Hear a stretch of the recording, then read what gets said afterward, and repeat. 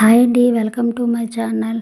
నేను ఈరోజు మా ఇంటి దగ్గర మా మినీ గార్డెన్లో మేము ఆర్గానిక్గా ఏమేమి పండించుకుంటున్నామో చూపిస్తాను. మా బాబుని వీడియో తీయమంటే సరిగా తీయటం లేదు, నేనే ఫోన్ తీసేసుకున్నాను.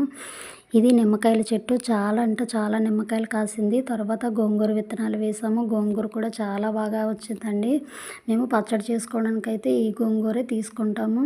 అలాగే ఇది మిరపకాయల చెట్టు అండి, ఒక్కటే మిరపకాయల చెట్టు, చాలా పెద్దగా ఉంది. చూడటానికి చిన్న మిరపకాయలు కానీ కారం అయితే చాలా ఎక్కువగా ఉంటుందండి. అలాగే ఇవి పొడవు మిరపకాయలు కూడా చాలా బాగా కాస్తున్నాయి. నేనేమో పుదీనా చిన్న కొమ్మ తెచ్చి నాటాను. చిన్న కొమ్మ తెచ్చి నాటితే ఇంత పెద్దగా స్ప్రెడ్ అయింది. చూడండి, చాలా బాగా స్ప్రెడ్ అయింది కదా. ఇది చూడండి, ఈ చెట్టు అయితే చాలా చిన్నగా ఉంది కదా. మిరపకాయలు ఎంత బాగా కాస్తుందో. అలాగే మేము బెండకాయలు కూడా వేసాము. బెండకాయలు కూడా బాగా వస్తున్నాయండి. 2 రోజులకే బెండకాయలు అయితే మాకు కూరకి సరిపోతున్నాయండి. చూడండి, ఒక్కో చెట్టుకి 2 బెండకాయలు కాస్తున్నాయండి.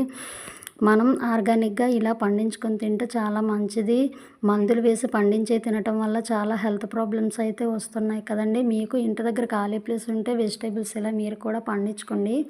తర్వాత బీరకాయలు కూడా నాటాము. బీరకాయలు కూడా చాలా బాగా వచ్చాయి. మీరే చూడండి, మాకు ఈ బీరకాయలు అయితే కూరకు సరిపోతున్నాయి.